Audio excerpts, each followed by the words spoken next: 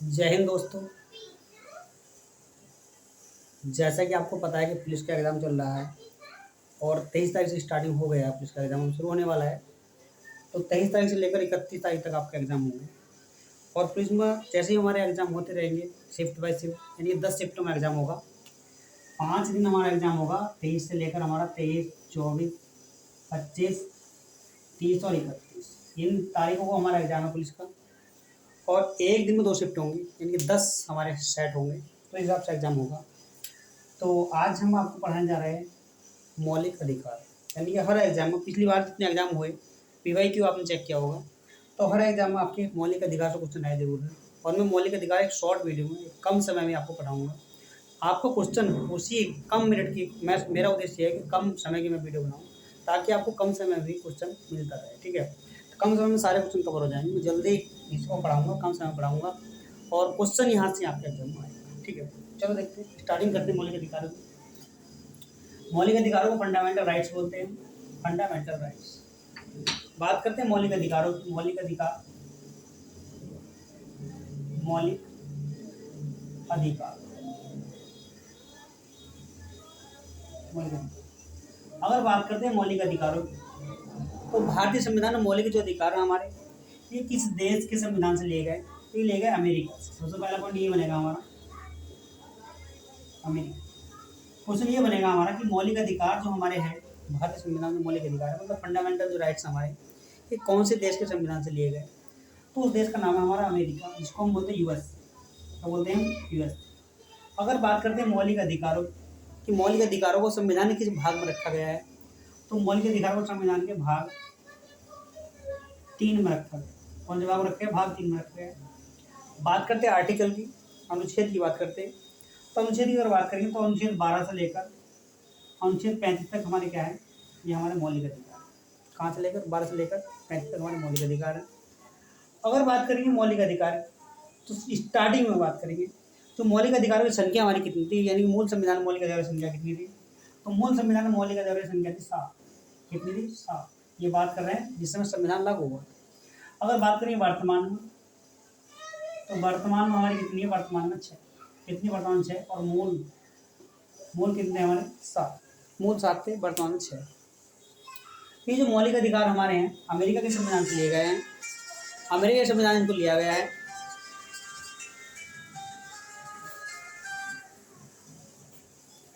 America के संविधान से लिया गया है इनको। और ये जो मौलिक अधिकार है हमारे भाग 3 में अनुच्छेद 12 से 35 तक। ठीक है, ये है हमारा। तो स्टार्टिंग करते हैं। अब वर्तमान में कितने हमारे? वर्तमान में 6 है मौलिक अधिकार। ठीक है, वर्तमान में कितने हमारे? 6 मौलिक अधिकार है। स्टार्टिंग करते हैं वर्तमान वर्तमान में मौलिक अधिकारों की संख्या कितनी है? वर्तमान की अगर बात करेंगे तो वर्तमान में कितने हमारे? 6 मौलिक अधिकार है। एक जो मौलिक अधिकार था हमारा संपत्ति का अधिकार जो था हमारा, इस संपत्ति का जो अधिकार था हमारा, इसको मौलिक अधिकारों श्रेणी से हटाकर इसको कानूनी अधिकार बना दिया। वर्तमान में क्या बना दिया? इसको कानूनी अधिकार बना दिया। वर्तमान में कैसा अधिकार है हमारा? कानूनी अधिकार। और इसको कब हटाया गया? इसको हटाया गया 44वें संविधान संशोधन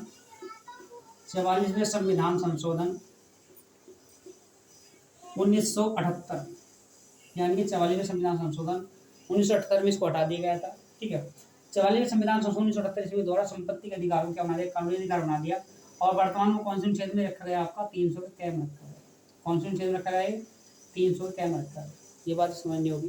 तो पहले हमारे संविधान में 7 मौलिक अधिकार थे, वर्तमान में कितने? 6 मौलिक अधिकार है।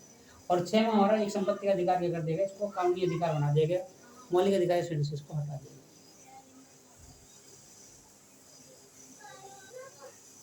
चलो थोड़ा आगे चलते हैं, एक एक करके हम मौलिक अधिकार पढ़ेंगे। ठीक है, मौलिक अधिकार को हम पढ़ेंगे, एक एक करके पढ़ेंगे। आज की वीडियो ऐसी होने वाली है, आपके समझ लो 2 क्वेश्चन तो पक्के हो ही गए। 1 या 2 क्वेश्चन आएगा, जो 100% आएगा। सबसे पहला हमारा मौलिक अधिकार है, सबसे पहला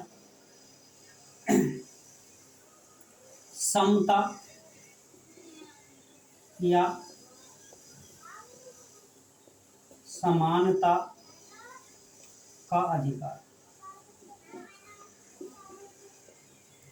समता या समानता का अधिकार, इसको रखा गया अनुच्छेद 14 से लेकर अनुच्छेद 18 तक रखा गया। कहाँ से कहाँ तक? अनुच्छेद 14 से लेकर अनुच्छेद 18 तक रखा गया। ये हमारा पहला अधिकार है, मौलिक अधिकार। हाँ, समता या समानता का अधिकार। क्वेश्चन डायरेक्ट यहाँ से पूछेगा कि पहला मौलिक अधिकार यानी समता या समानता का अधिकार कौन से आर्टिकल में रखा गया, ये डायरेक्ट पूछा क्वेश्चन, यहाँ से क्वेश्चन बनेगा, कई बार एकदम क्वेश्चन यहाँ से पूछा गया। ठीक, अब इसमें क्या क्या अनुच्छेद 14 है हमारा, 14, अनुच्छेद 15, अनुच्छेद 16, अनुच्छेद 17। ठीक है, ये इंपोर्टेंट है हमारे। 18 तक चलेगा ये हमारा, 18 तक हमारे हो जाए। ठीक है, 18 तक हो जाएंगे। तो अनुच्छेद 14 क्या है हमारा? विधि के समक्ष समानता। क्या कह रहा है अनुच्छेद 14? कह रहा है हमारा विधि के समक्ष समानता।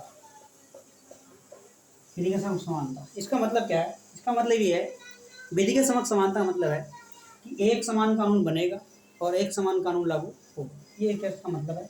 अनुच्छेद 15 हमारा क्या कह रहा है? ये कह रहा है कि किसी भी धर्म, किसी भी जाति, किसी भी नस्ल, किसी भी रंग, किसी भी लिंग के आधार पर भेदभाव नहीं किया जाना चाहिए। जैसे हमारा किसी भी धर्म,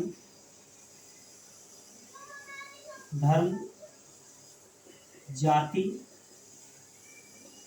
नस्ल, रंग, लिंग आदि के आधार पर भेदभाव नहीं किया जाना चाहिए। ठीक है, भेदभाव नहीं किया जाए। ठीक है, मतलब ये कह रहा है कि किसी भी धर्म, किसी भी जाति, किसी भी नस्ल, किसी भी रंग, किसी भी लिंग के आधार पर भेदभाव नहीं किया जाना चाहिए। अनुच्छेद 16 हमारा कह रहा है यहाँ लोक नियोजन के विषय में समानता। लोक नियोजन के विषय में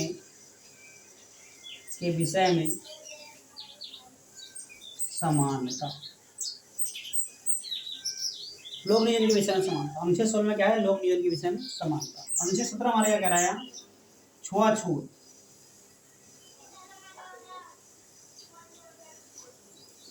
छुआछूत का अंत या अस्पृश्यता का अंत। अस्पृश्यता का अंत ये है हमारा। अनुच्छेद 17 क्या कह रहा है हमारा? छुआछूत या अस्पृश्यता का अंत। ये क्वेश्चन एग्जाम में कई बार पूछा गया, आने के चांस रहते हैं इस क्वेश्चन के, ज्यादा आता है एग्जाम में। अनुच्छेद 18 हमारा क्या? उपाधियों का अंत। उपाधियों का अंत। अनुच्छेद 18 में क्या है हमारा? उपाधियों का अंत है।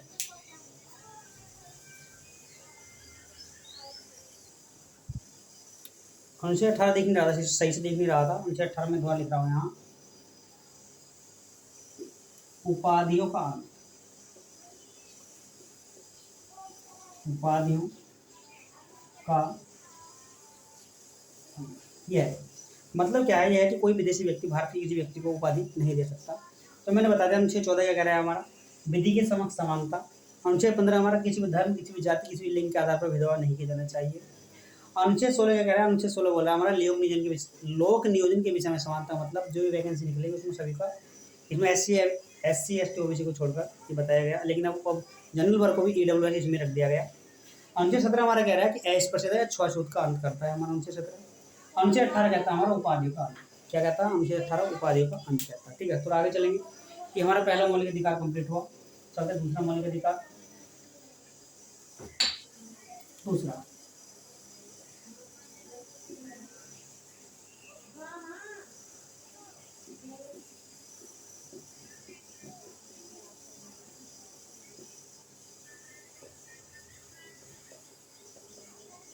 स्वतंत्रता का अधिकार। ये हमारा 19 से लेकर 22 तक। कहाँ से कहाँ तक है? 19 से 22। स्वतंत्रता का अधिकार। तो स्वतंत्रता का अधिकार हमारा रखा गया। स्वतंत्रता के अधिकार को हमारा अनुच्छेद 19 से लेकर अनुच्छेद 22 तक रखा गया। इसमें हमारा क्या है? सबसे पहले बढ़ेंगे 19 के हमारे कई सारे भाग हैं। एक तो 19A है हमारा, 19B है हमारा, 19C है, 19D है। ठीक है, इस तरह है, ये हमारे 7 हैं, मैं बता रहा हूँ। ठीक है, सबसे पहले 19A क्या है? 19A में बताया गया हमारा, 19A में बोलने की स्वतंत्रता। बोलने की स्वतंत्रता, ये 19A बता रहा है। प्रेस की स्वतंत्रता भी इसमें ही है। अगर बात करेंगे प्रेस की स्वतंत्रता, तो प्रेस की भी इसी में ही है। अभिव्यक्ति की स्वतंत्रता भी इसी में ही है। प्रेस की भी इसी में है, अभिव्यक्ति की स्वतंत्रता भी इसी में ही है। अगर लिखना चाहेंगे यहाँ लिख लेंगे, अभिव्यक्ति, अभिव्यक्ति स्वतंत्रता इसी में। अनुच्छेद 19A में अभिव्यक्ति स्वतंत्रता, बोलने की स्वतंत्रता और प्रेस की स्वतंत्रता रखी है।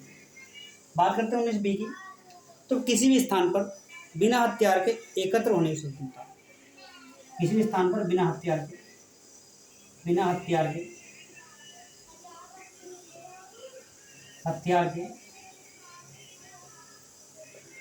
एकत्र होने की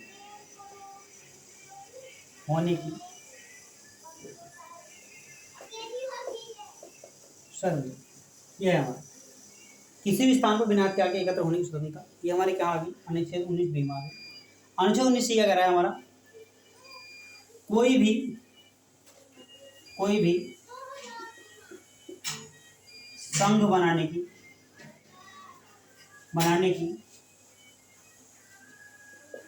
स्वतंत्रता। कोई भी संघ बनाने की स्वतंत्रता। ये अनुच्छेद कौन सा कह रहा है, 19C कह रहा है।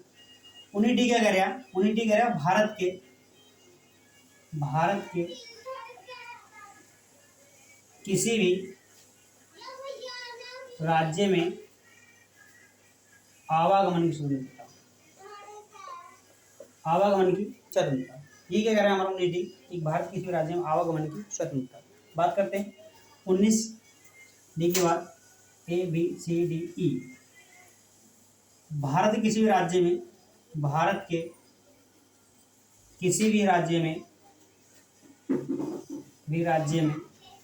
बसने या रहने की स्वतंत्रता। भारत के किसी भी राज्य में बसने की स्वतंत्रता। ये क्या है हमारा 19A में बोलने की स्वतंत्रता, प्रेस की अभिव्यक्ति स्वतंत्रता हो गई। 19B में बिना हथियार के एकत्र होने की स्वतंत्रता हो गई हमारी। 19C में क्या, कोई भी संघ बनाने की स्वतंत्रता। 19D में क्या, भारत के किसी भी राज्य में आवागमन की स्वतंत्रता। 19E में भारत के किसी भी राज्य में बसने की स्वतंत्रता। थोड़ा इसमें आगे चलेंगे, अभी दो और रहेंगे इसमें। एक इसमें 19F और 19G, जिसको हम खत्म कर दिया गया, 19F को खत्म कर दिया गया। 19F को, तो 19F था हमारा, 19 जो हमारा F था, तो 19F को हमारा संपत्ति का अधिकार जोड़ देगा, संबंध संपत्ति का अधिकार होता है इसका, तो इसको खत्म कर देगा, आप कानूनी अधिकार बना देगा। ठीक है, कानूनी अधिकार बना देगा 19F। बात करते हैं 19G की। 19G में कोई भी आजीविका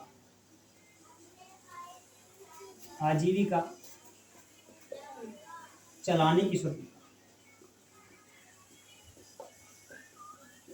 हाँ, बात करते देखो, ये क्या है हमारा 19F का संबंध संपत्ति अधिकार से था, इसको अब कानूनी अधिकार बना देगा, अनुच्छेद 300 क्या में रख देगा इसको।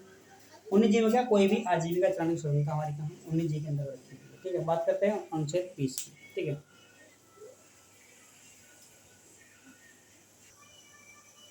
हेलो, तो अनुच्छेद 19 तक भी बता दिया।